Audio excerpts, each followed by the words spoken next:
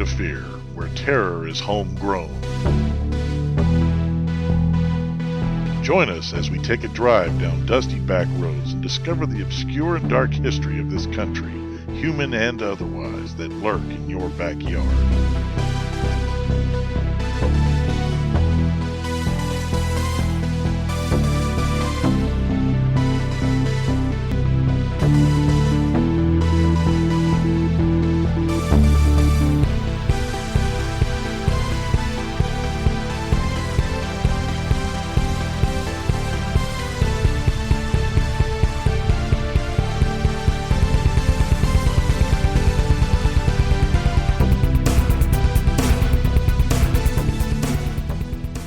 Hey guys, welcome back to State of Fear Podcast. This is episode number 17. We're going to go over the really cool, creepy state of Louisiana. I'm your host, Chris, and with me, as always, of course, my buddy, James. What's up, everybody? Man, okay, so Louisiana is our neighbor. Yes, it is. A lot of ghosts there, a lot of historic creepiness going on there, a lot of murder going on there. Yeah, there's some pretty trippy stuff, and I was there for 2 years back in the late 80s when I was in the service. Did you experience anything while you lived there? Nope. Nothing. I had guns, man. No, I mean, like, did you experience were you into the paranormal at that time? Not really, no. Okay, gotcha. Like I said, I still have the general interest. I always have. Yeah. You know, like I've said before. But in this particular case, no, I wasn't out there hunting them up. Oh, okay. We were in a real quiet little town called Slagle. Okay. Which is outside of Leesville, which is outside of Fort Puke. Fort Puke? Fort Puke. Fort Polk for those Polk. who... That's right. Okay. You know, that's what we all affectionately called it. But, have you been back since? No. No? Actually, I have not. Now, I have been through Louisiana. Okay. But I literally have not stayed overnight anywhere in Louisiana since I left there in 88. I stayed there. I actually stayed at the Myrtles Plantation. Sweet. Yeah. Now, is that as big a deal as they say it is? No, it's not. It is not. No, that's a shame. It's interesting because we booked it, and then the weekend before, hurricane came through. So when we went up there were a lot of trees that were down. We were the only people. It was like 6 of us ghost hunters that went. We were the only people in the entire place. Well, at least there wasn't any noise contamination. No. But unfortunately, like you said, you didn't get any activity, no EVPs or nothing? No EVPs, no real, like, interesting activity, or at least big activity like you hear other people have had. We didn't hear any, like, footsteps on the stairs. We didn't see Chloe, which, from what I understand, Chloe is not actually an actual spirit there. That's a tourist thing. The only thing that we did happen, which was very benign, but when I was reviewing my video later, there's a point where one of the researchers has a camera around her neck, and it stopped working just for whatever reason. Okay. And so she hadn't used it in forever. Well, during the night, while we're all in the upstairs trying to communicate with whatever, at some point while the camera's on her neck, it just starts taking like 3 pictures. With the flash, without her touching it. Sweet. So later on, I'm reviewing my video. The camera is set up in the corner, so it's getting all of us. And so just before the camera goes off, you do see a orb, if you want to call it for lack of a better word, go from the middle of the room and goes up, and then it heads over towards where this lady is sitting. And right after it goes in that direction, that's when her camera goes off. Well, unfortunately, her camera didn't capture anything, so there's no collaborating evidence. True, but then again, at least it helps that maybe in some cases orbs could possibly be spirits. Yeah. I mean, I know that is a very touchy subject with a lot of paranormal people. Some people swear up and down, and someone like me and you are like, yeah.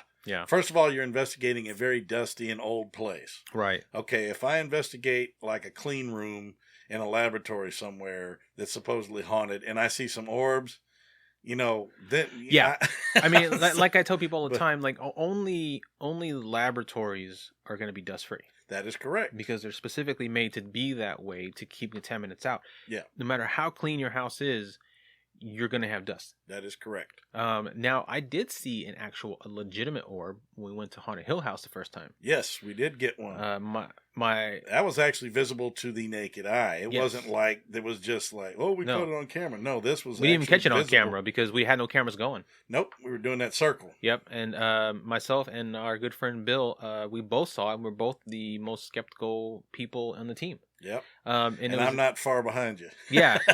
But it was interesting because we were doing a circle and I was sitting next to Hazel, who was conducting the circle. And at one point I opened my eyes, which you're not supposed to, but I opened my eyes just for whatever reason. And, and it's midnight in this place and there's no lights on. It's complete darkness. We didn't have any cameras going.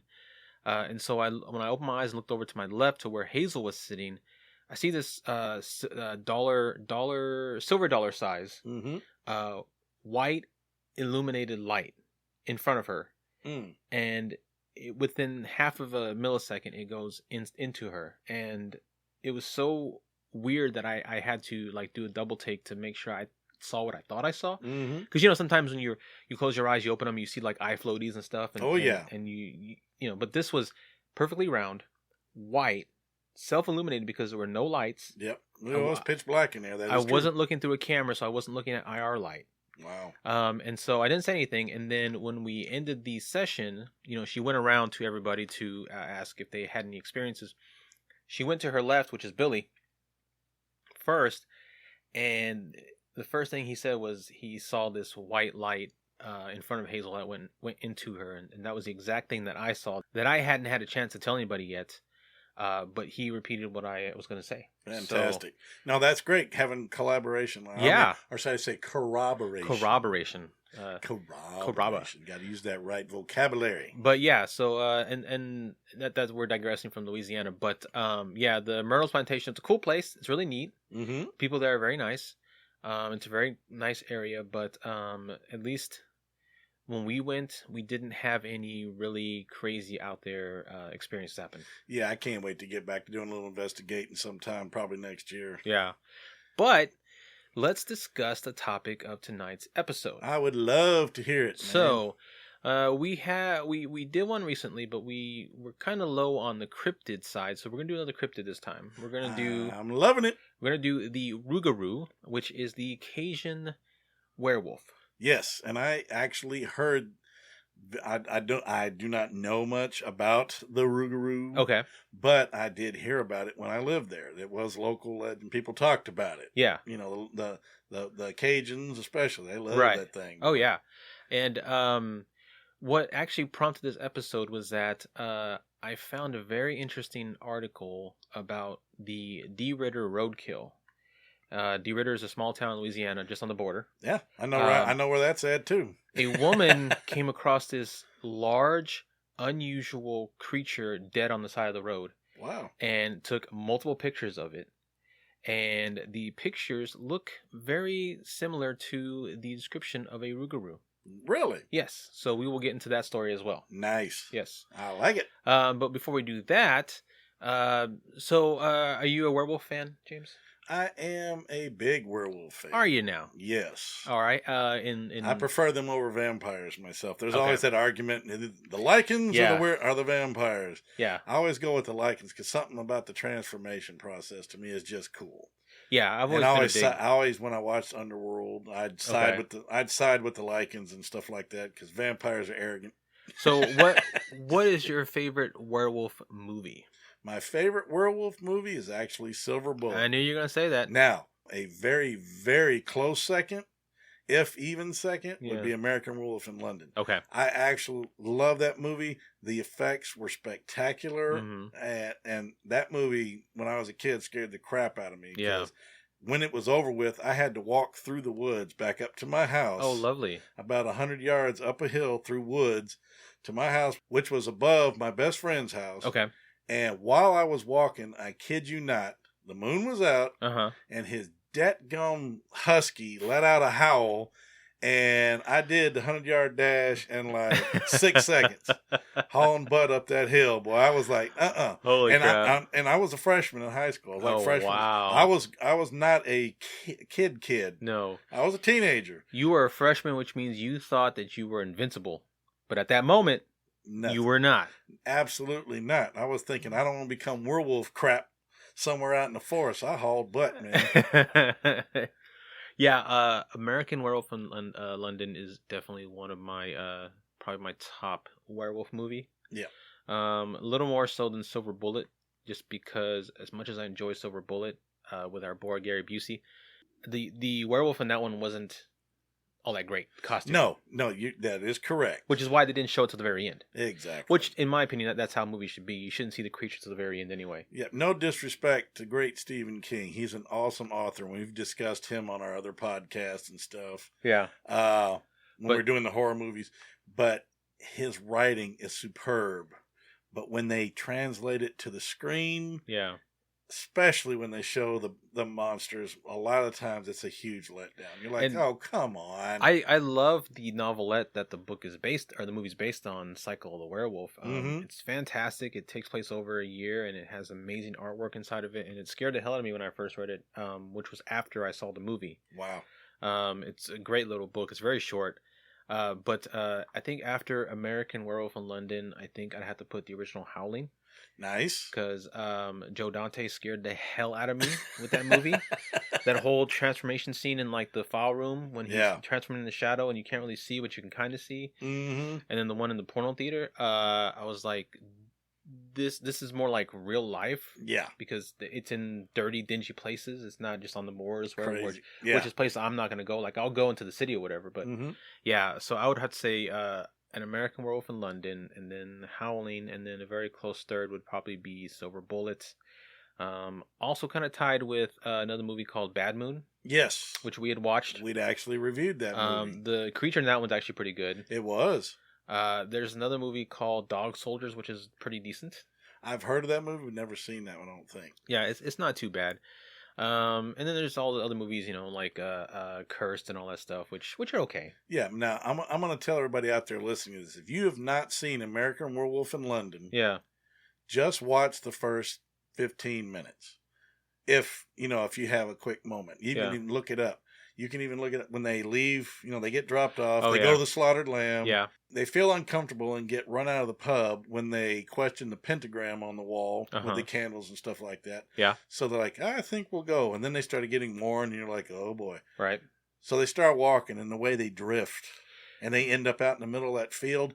That scene is one of the most chilling, blood-curdling scenes I have ever seen in a horror movie. It was so well done. Yeah. The blood effects were awesome, but the fact that this thing came out of nowhere and scared the bejeebers out of us. I mean, because you could hear it growling, and that alone right there, and you've got nowhere to go. You're out in the open, and you're like, this thing is circling you in the dark. And he goes to help his buddy up after they take off running. And when he reaches down, that thing jumps on him and starts shredding him up. You see blood and feathers flying. Well, the whole atmosphere of the movie is the atmosphere is great. The moors are great. The sound design is great. Yes. And I think before we get too deep into a discussion of movies, because this is not a movie podcast, but that's true. I think one thing that made that scene so effective was that I think nowadays a director who would make that scene would incorporate different scenes where you would hear the creature's footstep as it ran around them. Yeah. And they would think that would help build up the tension before it struck. But if you're already hearing it circling around them, it's circling, it's going to get closer, and at some point it's going to jump out at them. Yeah. This one you didn't. You heard it howl. Yeah. And then you heard nothing, and then as soon as he goes to pick up his friend, there's no footsteps, no running, it just boom. Yeah, because you hear it growl, right in front of them, and they turn around and start walking away as fast as they can. Yeah. And they're hauling butt, and then they said, how far? It sounds like it's far away, but all of a sudden, man, that thing is on them. Yeah, it's on them. But let's, like I said, let's not digress into horror movies. Let's not get too far in it. I was going to do the same thing. Go ahead. Hit it. I was going to say, if you want to listen to the horror movie aspect of our interest, you can go listen to our sister podcast, What the Suck. Yeah. Of course, the movie is not as high quality. These are your more lower These are bad movies. But yeah, we do get into discussion of better movies when we're talking about them. Absolutely, we compare them to better movies, of course. Yes. Do you know any stories of any actual, well, I say actual, but any real world werewolves? I have not delved into too many real world werewolf stories myself. That's just lack of time on my part. Gotcha. I need to make more time and read more stuff, but I have heard of people. I think we actually did a story about rabies. Yes, in one of our first episodes, I did a weird news story about rabies, right, and how it was mistaken for possible either vampires or werewolves because of the animalistic nature of these people when they would get infected, because it eats their brain, driving them into a rage where they would develop the power to actually tear people apart with their hands. So a lot of the folklore came from stuff like that, or should I say, people mistook that back in those days for possible werewolves and stuff, because like I said, people didn't understand things in the old days. But not a lot of people know, and I mean that may have like there's plenty of all kinds of cases. I mean, Peter Stube, the Beasts of Gavadon, and others, but more closer to home, and unfortunately we didn't get a chance to bring her down, but Linda Godfrey has made a whole career out of discussing creatures like the Beast of Bray Road, the Michigan Dogman. And there are multiple sightings by multiple people of these things. We'll get her back down here next year, maybe. Yeah. Or maybe get her on an episode here one season. You never know. Yeah, that'd be great, yeah. But we are going to be talking about the Louisiana Rougarou, Louisiana werewolf, and the interesting case of the DeRidder Roadkill. But first, James, why don't we get into your weird news of the day?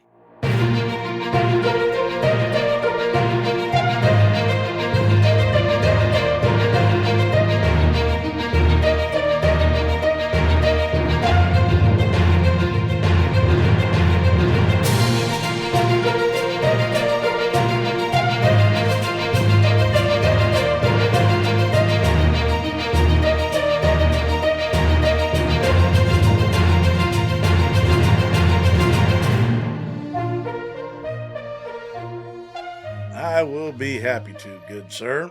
What do we got?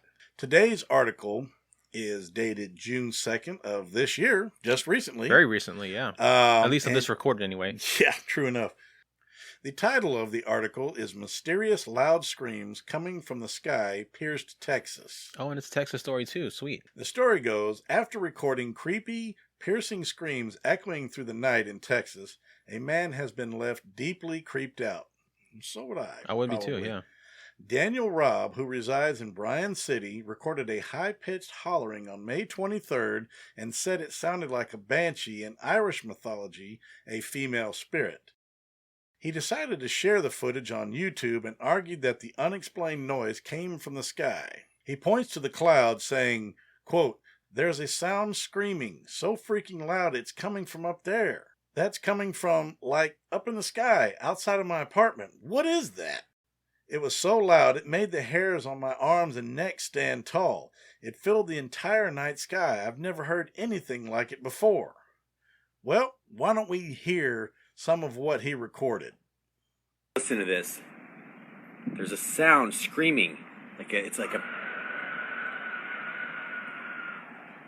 like a scream. It's so freaking loud, and it's coming from up in the air, like up there. It's been going on now. What is that?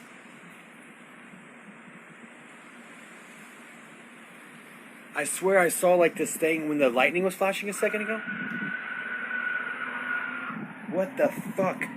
Dude, that's coming from like up in the sky outside of my apartment.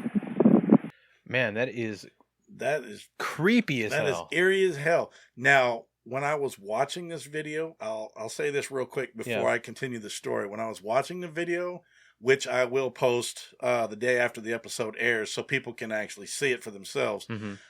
If you observe in the sky, I see what looks to me to be a couple of different smaller mini tornadoes, because the clouds seem to be swirling to me. Mm-hmm. So I don't know if that was causing the loud pitched whistle, because it was a huge lightning storm going on.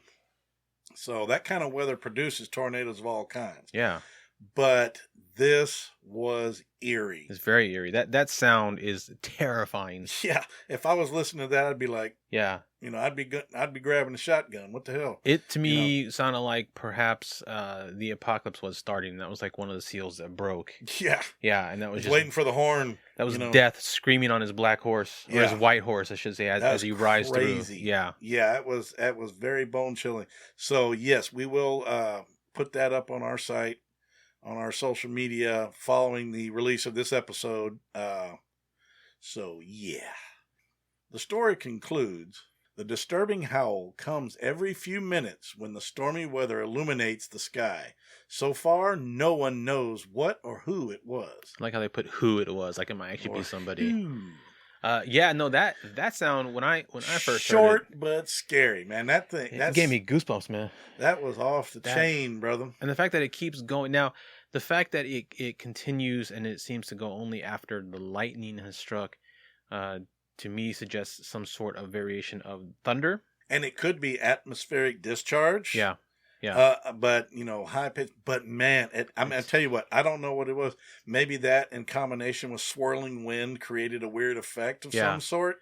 But I'm going to tell you what, I was ready to see a broom or something fly out of that lightning. It sounds very human. It does. It sounds like a woman, like a banshee. It sounds screaming. it sounds like a woman being stabbed or tortured. Yeah, but multiple times louder. Exactly. Because it covered the entire sky. Amplified. It was like she was standing on a stage and screaming into a microphone. Exactly. Yeah, so it is creepy. Unexplainable. Yeah. To this point. Maybe we'll delve into that one later.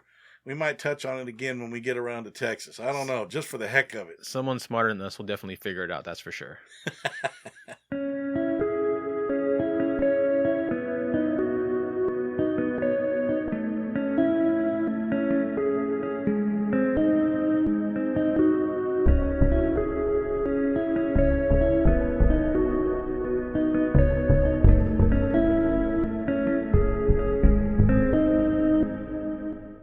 Well, let's get into the main topic of tonight. Again, we are discussing the Rougarou, which is the Cajun version of the werewolf, its history, some sightings, and then, of course, we'll get into the interesting case of the DeRidder Roadkill. Quick Louisiana fact. The town of New Lano, Louisiana, which is right outside the gates of Fort Polk, has the highest per capita DWI conviction and ticketing rate in the nation. So if you ever go through there, slow down. It's only a quarter of a mile, but yet they write the biggest number of tickets. And they prey on military. So we are a true crime podcast as well, so that kind of fits in. Yeah, good job. Good service announcement there. All right. Okay, so the Rougarou. We'll go into a little bit of the history and the culture of the Rougarou. As I said, it's a Cajun version of the werewolf, and it's a variant pronunciation of the French word for werewolf, which is loup-garou. Loup is French for wolf, and garou translates to man who transforms into an animal. It can, of course, reference any man that transforms into animals not a wolf, such as like a were-panther, were-bear, which there are stories of. According to Barry Jean Anselit, an academic expert on Cajun folklore and professor at University of Louisiana at Lafayette in America, the tale of the Rougarou is a common legend across French Louisiana. Both words are used interchangeably in southern Louisiana, and some people call the monster Rougarou, but others refer to it as loup-garou, as we mentioned earlier. The loup-garou legend, or I should say the Rougarou legend, has spread for many generations, and either directly from French settlers to Louisiana or New France, or via the French-Canadian immigrants centuries ago. Some sources claimed the myth originated in medieval France, when belief in werewolves would have been more prevalent than they are now. Oh, absolutely. A long time ago, for everything. There was again. I mean, people were scared by their own shadows, man. I hate to go back to a movie, but go back to a really crappy movie. What was that? M. Night Shyamalan, The Village. Yes. Again, it was supposed to be set in around that time frame, and the fear of the unknown in the forest gave rise to the legend of monsters. Yes. Even now, we've seen pictures of like bears with mange, and they look like werewolves. Yes, they do. So if you have a bear in your forest that has mange or has just shed all of its hair for some reason, and you don't know, you're not used to this, you're not, aware of this, you come across it, it is terrifying. Yes. What the hell is that? Yeah, it's a werewolf. Yeah. A version of the 16th century paints it as being seen as something similar to a genetic disorder, rather than the curse most other versions of the myth portray the Rougarou as being. In this version, the Rougarou would live as a normal person until some event occurred that triggered their condition. Their body would undergo a transformation, and they would develop a craving for meat. You wouldn't like me when I'm angry. Or hungry. Sorry, I had to throw that in. They're full. That's true. Yeah, hungry. Or hungry, yeah. Yeah, I'm hungry. Yeah, and Green eyes. You better run. It's going to take more than the Snickers. That's right. Their full transformation into their Rougarou form would be completed once they had their first bite of human flesh. Oh, interesting. Yes, so... Usually you hear the total transformation, then it goes on the hunt. Right. You don't ever hear of them, like, during transformation, biting somebody, which...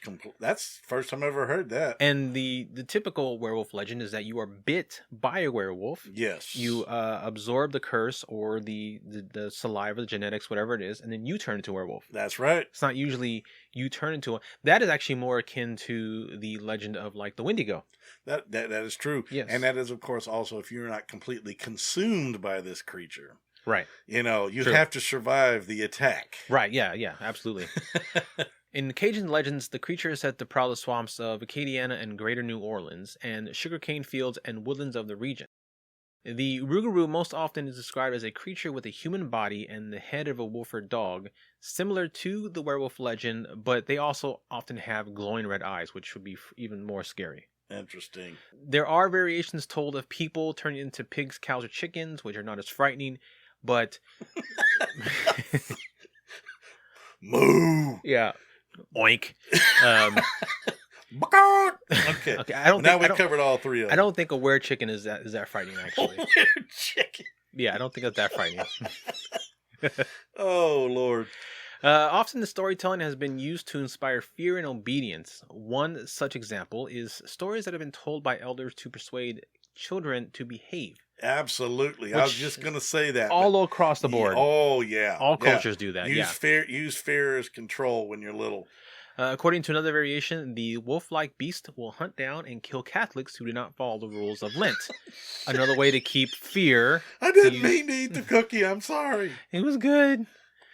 This coincides with the French Catholic Loup-Garou stories, according to which the method for turning into werewolf is to break Lent 7 years in a row. Now, that I hadn't heard before. Me neither. No, I've heard multiple ways to turn into werewolf, but I had not heard that if you break Lent for 7 years in a row, you turn into werewolf. 7 being an unlucky number in some cases. Yeah. So, I mean... In this case, of course, yeah, definitely. Yeah. A common blood-sucking legend says that the Rougarou is under the spell for 101 days. After that, the curse is transferred from person to person when the creature draws another human's blood.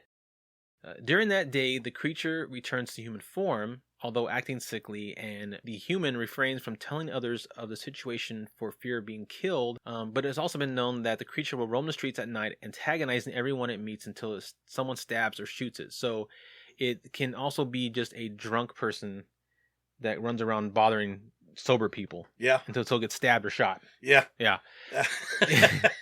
He can then tell his attacker who he really is. The trick is, though, that the person who attacked a Rougarou cannot tell you or anyone about this for 101 days, or he too will become a Rougarou. So if you get attacked, you can't say jack. No, not for 101 days. What is that, like 3 months, 3.5, 3 months and a week? And a couple, yeah.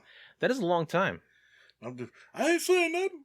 That is a long time to not tell anybody about an encounter you had where you had to shoot somebody or stab someone. Man. Yeah. Yeah, to have to hold that in for that long? For that long, I know. Well, I mean, if you were attacked and you were scratched or bitten... For fear that you would turn into a Rougarou. Well, wouldn't you turn into one anyway, though, if you were bit or scratched? Well, no, I think this if you stab or shoot someone who is a Rougarou, then you can't tell anybody for 101 days. And then, as long as you don't turn into a Rougarou. But if you tell somebody, then you obtain the curse from that person. Wow.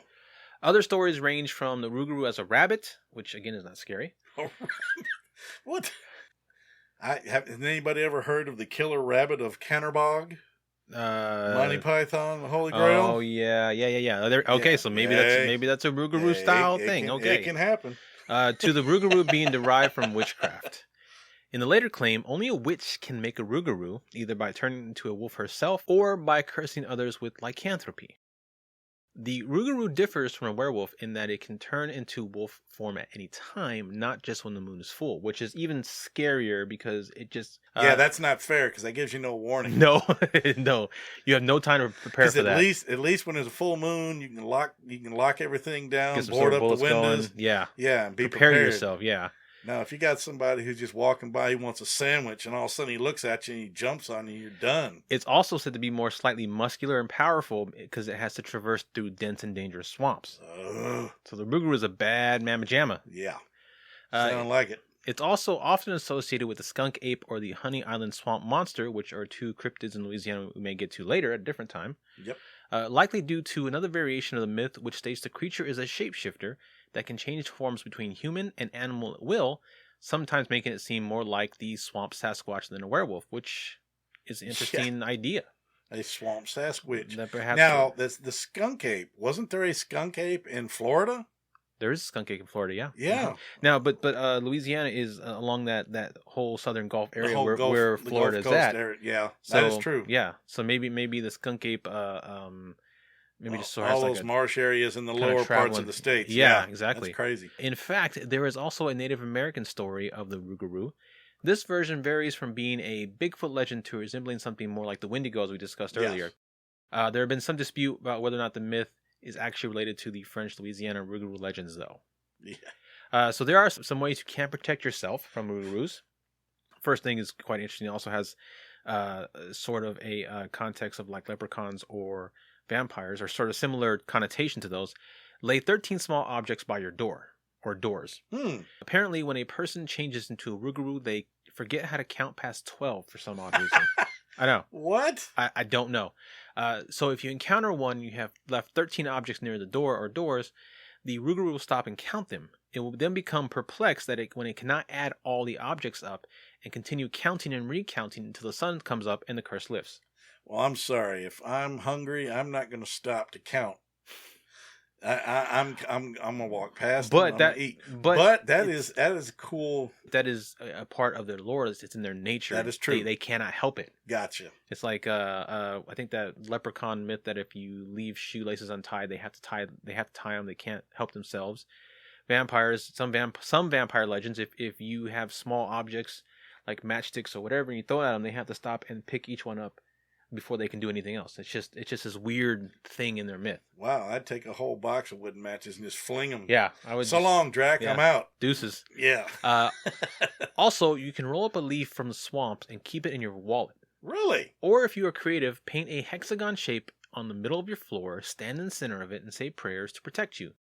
However, if you do not believe the Rougarou stories are true and you do nothing, you may be heading for a bout or two with the Rougarou.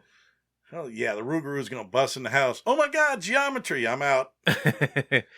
Let's go into a couple of sightings real quick before we get into the DeRidder Roadkill story. Oh, sweet. Now, despite the legend seemingly beginning as a way to scare Catholics and children, many locals maintain its existence and have their own personal stories, especially among the older generation. A story in the Daily Comment titled Tales of the Rougarou Still Haunt Local Memories states that, quote, in the past, rumors about strange or eccentric neighbors would float through small bayou communities, labeling various people as the dreaded Rougarou, end quote. This suggests an explanation for the abundance of stories from locals about seeing a Rougarou for themselves. A story in the Nicholas Worth, a local college paper, titled Rougarou Remains Strong Figure in Cajun Folklore, recounts a story from a woman about an experience in her youth. She says a local boy was being followed by a dog when it decided to cut it with a pocket knife. The boy saw the dog turn into a man, then ran home to tell his family. According to the woman, quote, the next day a prominent physician appeared in town with his right arm cut and in a sling. I remember when the physician shot himself here in Lockport. A year later the boy killed himself and left a letter that the family turned over to the sheriff. Even today he refuses to let anyone see it, end quote. Wow. And that kind of actually sounds very familiar to something we talked about earlier, Silver Bullet. Personal confession, yeah. Because there's in the movie, he shoots the werewolf in the eye. He sure does. Next day, who has a missing eye? That's right. Reverend Lowe. I wasn't going to spoil it, but it's 30 years old or 40 years old, so whatever. Ain't nobody going to know. Yeah, but the Reverend comes up with a patch in his eye, which means he's a werewolf. So it's a very similar sort of thing. Hi, Janie. Just put your bottles in the garage. Yeah, sure. Okay, but, however, neither of these stories come close to the tale of the DeRidder Roadkill.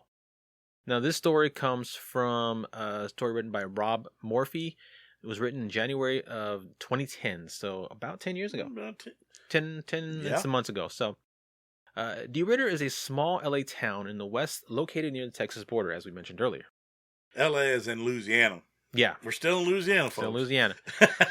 These fascinating remains have been at the center of a raging controversy ever since they were discovered and photographed on a lonely, sun-bleached stretch of Louisiana highway.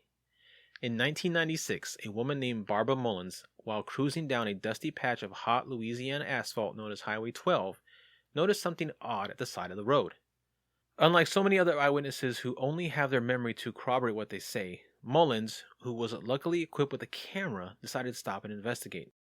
The resulting photographs had made for some of the most compelling and controversial images to have emerged from the cryptozoological quagmire.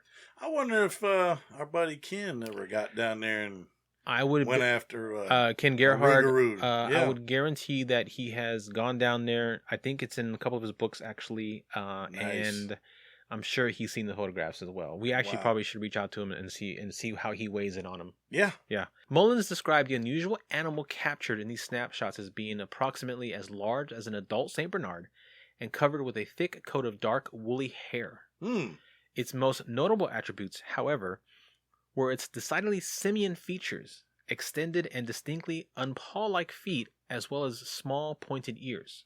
On September 25th, 1996, the DeQuincy News published the first reports of this creature and even went so far as to suggest that the remains might be none other than those of the notorious goat-sucking fiend known to the Southern Hemisphere and now the rest of the world as the Chupacabra. I love the Chupacabra. It has also been suggested that it might be the remains of the notoriously aggressive devil monkey. I love the names they give some of these things. These things are great. Which has been reported throughout the central portions of the United States. In the article, Mullins herself claimed that at first she thought the carcass was that of a dog. That was until she saw its baboon-like visage.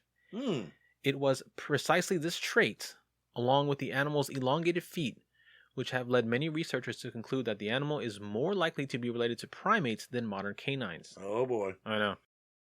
It's a Planet of the Apes early test. Yeah, that failed.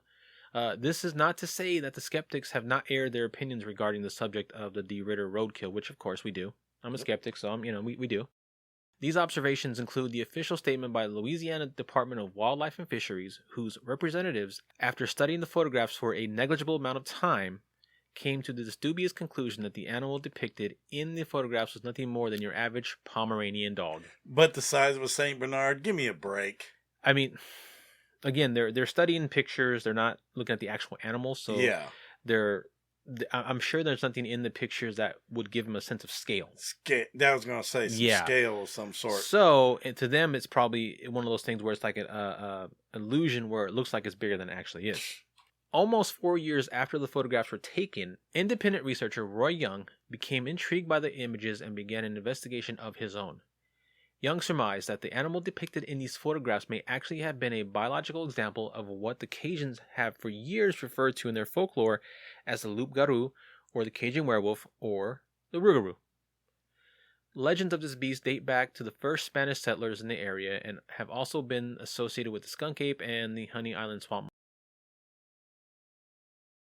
Young was said to have obtained further evidence of the creature's reality in the form of pieces of what were purported to be the beast's skeleton. These bone fragments were reported to have come from an anonymous man who hailed from Lake Charles, Louisiana. As encouraging as the arrival of this evidence initially seemed, it now appears to be unlikely that the remains Young received were authentic, as a dermal ridge expert who examined the bones claimed that they were definitely canine in origin. But a Rougarou, half dog, right? Werewolf, right? Yeah. Hello, yeah. This had led some researchers to conclude that the Lake Charles specimens are either the product of a hoax, or that the man who gathered them, admittedly after the animal had decomposed, had unwittingly stumbled upon the carcass of a wild dog in the same general area.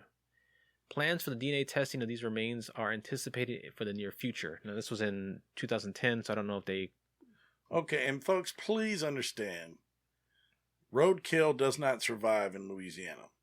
There are scavengers and scavenger animals everywhere. There's buzzards, there's possums, there's coyotes, there's gators. Yeah. I mean, and gators don't like fresh meat. They always drag the old meat and they'll stuff it under their log somewhere. You got to fight for it, so something like this can't just lay around, forever. Yeah. And if the bones are there, they're going to be scattered to the wind. Yeah. Oh, yeah. I mean, or drug into the forest. You may find a few, maybe the skull, but that's it. It wouldn't be there on the road long enough, to decompose all the way down to bones. Right. I'm sorry. No. Even if the animals picked it to the bone, there are roadkill There are creatures that use the bones. There's roadkill people in Louisiana that patrol the streets and they remove roadkill. There are people who go pick up roadkill to use in like modern art or to use. It's me and my conspiracies, but I always think every time something cool happens, somebody tries to cover it up because for some reason they think they can hoard it and hog it for themselves instead of sharing it with the general public. The lack of definitive answers notwithstanding, Young, along with numerous other 14 researchers, remain convinced that the corpse found rotting on the side of Highway 12, and fortunately captured in Mullen's extraordinary photographs, is one of the most significant cryptozoological finds of the 20th century. Fantastic. Now, James, my good friend, has not seen the pictures yet. I have not. So I am going to show you the pictures live on air. That would be nice. All right, here we go. This is a reaction video. Should we put this on YouTube, brother? Yeah, we need some cameras first. What in the hell is that? All right, so here's one picture. It's of the side. You can see the top paws of the front paws. It looks like the back part is missing. Yeah. Let's go to another angle real quick so you can see. Here's another angle a little closer to the front. Here is the ears. Here is what's supposed to be against the snout. I mean, look at that fur. That is thick. Yeah. That is not. I mean, okay, yes, it looks like Pomeranian fur. But that head is enormous. But it's not Pomeranian color. Pomeranians are light golden. Yeah, that's new. Yeah. Heck no. And again, looking at scale, I mean, we're quite familiar with the type of weeds that are around it. Mm-hmm. A Pomeranian would be about the size of these weeds, and it's obviously bigger than the weeds. This literally looks like it was hit by something and busted in half. Yeah. Let me see if I can find a better picture for you. Let's take a look real quick. I'm sure all the really, really good pictures have been kept under wraps. I doubt it because You think? Only one person took them and she kept them all. Yeah, good. Yeah. I'd blast them everywhere. Yeah. Let's see. Is this one it? Let me see. Nope, that's not it. Surprised she didn't get closer to the face. She did, actually. I'm trying to find a picture of that right now, actually. Yeah. So you can't really see it, but see. Okay, so zoom in. See here? There you go. So this is a better picture. So you see there's eye here, there's a snout here. Yeah.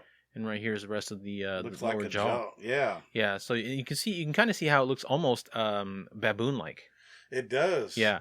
Except the fur is different. Yeah, that's crazy. But the snout is definitely very pronounced, like a canine, but not exactly like a canine. It almost looks like, I'm sorry to say this, but I'm not trying to make fun of this. Yeah. This almost looks like the crate monkey from Creepshow. Yeah, it does. It kind of does. The same kind of heavy fur around the shoulders and the face and the shape. And now from this angle, we can actually see back here. It looks like these might be the back paws back here. Yep. And okay, speaking of which, you can also see where the paws are at on the road. You see the white line where the edge of the road is at. Absolutely. If this was a Pomeranian, it would be about the size. Well, yeah, and it'd be about the size of that little shoulder on the side. Yeah. It wouldn't be as big as this. This is no large. Pomeranian, folks. Not even by any stretch of the imagination. No. So we'll put these up, of course, before and after the episode comes out. But that's the DeRidder Roadkill, which has, as of today, has not been debunked or proven to be real. Yep, because they're probably too scared to tell people the truth. Or they just, I don't know. And the funny thing is, nobody knows, or at least what I was able to look up, nobody knows what happened to the roadkill. She only took a few pictures, but apparently they have some of it somewhere because they tried to send, parts of it off to be DNA tested, but they weren't correct. But as far, it may be somebody, like you said, has it hidden away somewhere, or most likely they just burned it or buried it. That's probably, somebody came in, what the hell is this? And got it off the freeway. Yeah. And as you see in the pictures, it's not actually in a swamp. It's on the side of a road. Yep. So it's not like it was a swamp animal that got hit by a car. This thing was out in the middle of that area. That's true. And just happened to get hit by a car or hit by a truck probably. It looks like like I said, it looks like the back end was just, it either looks like it was hit so hard it was just like jellified the back half of the body, shattered the bones. Yeah. Because it was that close to the road, it might have got hit by just a speeding truck. But the fur and the snout, to me, it's something not usual. But it had to have some kind of strength, because if it took that kind of hit, and it still mostly died, in one piece. It still died, but it's still mostly in one piece. Yeah. It might have had some strength to it. Took a hell of a shot, but I guess whatever it was just... Could very well be a Rougarou that got hit by a car. Maybe so. Or a truck, So, That is fantastic, man. That's the story of the DeRidder Roadkill and the history of the Rougarou, man. Man, I love it. Yeah, that I always love this kind of stuff, man. I love cryptids as well, and this was actually one that I hadn't heard of as well. Again, until looking up the information for this episode. So, and until you mentioned it, this is the God's honest truth, man. I had not heard that word even uttered since I lived in Louisiana. The Rougarou? Yeah. People actually talked about it there because there were some Cajun, some Cajuns lived in around the Leesville area. Oh yeah, and you could hear them talking, and it just came up. I can't tell you exactly how or whatever, but it come up in conversation and stuff like that. Or I heard somebody talking about it. I'm like, what the hell is that? But yeah. All right, James, well, why don't you tell the fine folks at home where they can find us? I will be happy to, brother. Folks, you can find us on the fourthhand.com network, along with our sister project, What the Suck. You'll also find several other fine shows. Good people. Give them a like, give them a listen. Give us a like, give us a listen. Please do. Ratings, please. If you'd like to comment on the episodes, please do so. You can also find us on the Big Evil Facebook under State of Fear, and you can find us on Instagram under State of Fear. You can find us anywhere your podcasts are, shown. We're anchor.com. Anchor as well, yeah. Is it anchor.com or Anchor.fm? Anchor.fm. Google Podcasts. We're on YouTube. We're everywhere. Yeah. If you go out there and look, we're there. You'll find us for sure. I listen on Spotify to my podcast. There you go. Because it's much easier to find and it's easy listening platform. Spotify is a pretty easy interface. Spotify? Spotify, a new one I'm starting today. That's right. There you go. Spotify has a very easy, user-friendly interface. Yes, it does. Yeah.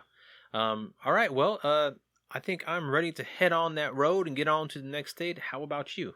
Man, I am ready. Folks, I am James, and we're going to see you down the road. All right, I'm Chris, and we'll see you at the next state. Maybe there'll be a Buc-ee's there. Peace out.